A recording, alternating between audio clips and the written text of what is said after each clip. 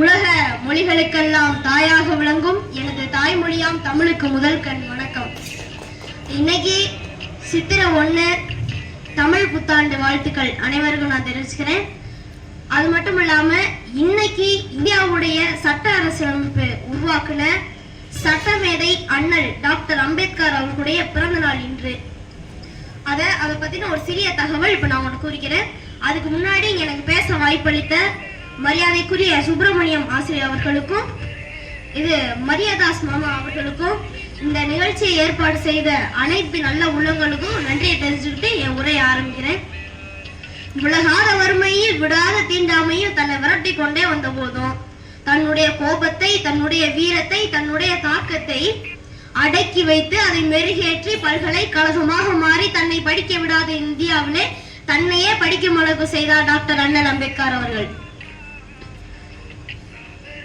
5 அறிவு உள்ள மிருகங்களே ஒன்றாக வாழும் பொழுது 6 அறிவு படைத்த மனிதன் மட்டும் என் ஜாதிகளால் பிரிந்து கிடக்கிறான்.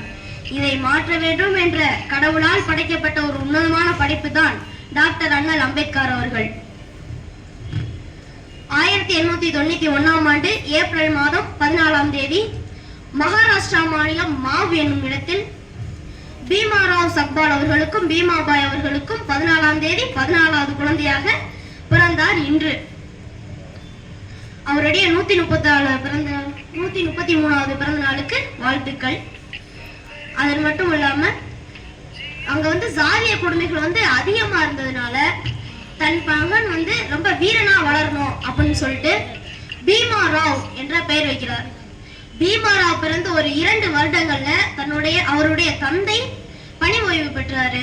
சரி, தன்னுடைய பிள்ளைகளை இன்னும் கல்வி அறிவு மேற்கணும், அவங்க படிக்கணும் அப்படின்னு சொல்லிட்டு அவங்கள கல்வியில சேர்க்கணும்னு சொல்லிட்டு இங்க மகாராஷ்டிரா மாநில ரத்னகிரிக்கு குடிபெயர்றாங்க. அங்கேயும் சாதிய கொடுமைகள் அதிகமாக இருப்பதால மும்பைக்கு குடிபெயர்ந்தாங்க. அவருடைய தந்தைக்கு ஸ்டோர் கீப்பர் வேலை கிடைச்சிருது. பீமாராவை லிவிங்ஸ்டன் என்ற ஒரு ஆங்கில பள்ளியில சேர்த்துடுவாரு. பலாயிரம் கனவுகளோட போன பீமாராவுக்கு பள்ளி வகுப்பிற்கு வரக்கூடாது, அமர பழைய கிடையாது, பொது இடத்துல தண்ணி இறந்தக்கூடாது, பொது இடத்துல அமரக்கூடாது, நீ கீழே உட்காரக்கு சாக்கு போய் வீட்டுல இருந்துட்டு வந்து அமரணும்னு சாதிய கட்டுப்பாடுகள் இடிமேல் இடியே தலைமையில் விழுந்தது. இதற்கெல்லாம் ஒரே தீர்வு படிப்பு தான் அம்பேத்கர் படிச்சுக்கிட்டே இருந்தாரு. அது மட்டும் இல்லாம ஒரு நாள் பள்ளிக்கு போய்கிட்டு இருக்கும்போது புத்தகங்கள் எட்டு போயிட்டு இருக்காரு. நல்ல கனமழை. சரி, புத்தகங்கள் நனைஞ்சிடக்கூடாது அப்படின்ட்டு ஒரு வீட்டு திண்ணை பக்கத்துல நின்றுறாரு.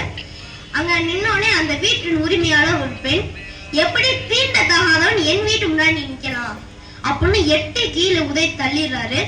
அந்த 8 உதைத்த கால்களையும் தொட்டு வணங்கி தன் புத்தகங்களை இறுக்கமா பிடிச்சுக்கிறாரு டாக்டர் அண்ணல் அம்பேத்கர் அவர்கள். அந்த கொட்டும் மலையிலையும் கொழுந்து விட்டு எழுந்தது ஜாதி தீ.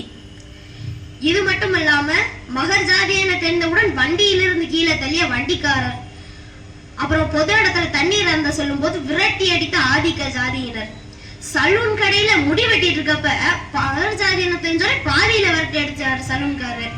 இத்தனை கொடுமைகளை கடந்து மெட்ரிகுலேஷன் பள்ளியில பட்டம் பெற்று வந்தார் டாக்டர் அண்ணல் அம்பேத்கர் அவர்கள்.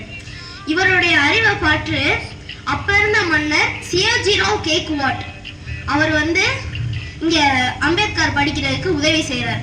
அவர் 1912ல BA பட்டம் முடிக்கிறாரு. 1913ல நியூயார்க் நகரத்துல அவரோட மேற்படிப்பை தொடங்குறாரு. தொடங்கி 1914ஆம் ஆண்டு MA பட்டம் முடிக்கிறாரு. முடிச்சுட்டு இங்க 1927ல இந்திய அமைப்பு சட்டத்தை முழுமையா எழுதுறாரு.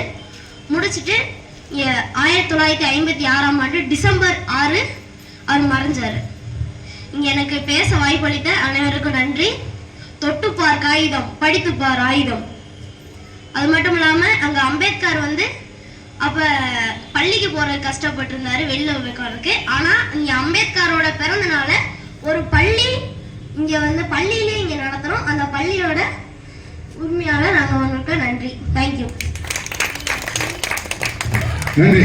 சிறப்பு பேச்சாளர் பிரியமணி.